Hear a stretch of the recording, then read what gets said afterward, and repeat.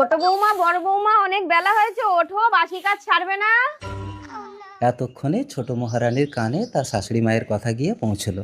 স্বামী মাঠে কাজে চলে গেছে, দিদি তো এখনো ওঠেনি, তাহলে আমিও গিয়ে শুয়ে পড়ি। বাস এই হলো পারিবারিক হিংসা। ও বড় বৌমা, ওঠো গো, অনেক বেলা হয়েছে, তোমার শ্বশুর এসে খাবে। এবার জেগেছে বড় মহারানী। স্বামী মাঠে কাজে চলে গেছে, ও বাবা, এত বেলা হয়ে গেছে আর আমি ঘুমাচ্ছি। তারপর ঢুলু ঢুলু চোখে টলতে টলতে এসে যেই দেখলো ছোট বউ ঘুমোচ্ছে, বাস ছোট তো এখনো ওঠেনি, তাহলে যাই আমিও গিয়ে শুয়ে পড়ি।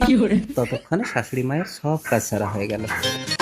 কি ব্যাপার, এত বেলা হয়েছে এখন পান্তা নিয়ে যাচ্ছ? আর তুমি পান্তা নিয়ে যাচ্ছ কেন? বৌমারা কোথায়? ছেলেরা মাঠে কাজ করছে, রেগে যাচ্ছে। থামো না, ওরা বাচ্চা মানুষ, ঘুমোচ্ছে।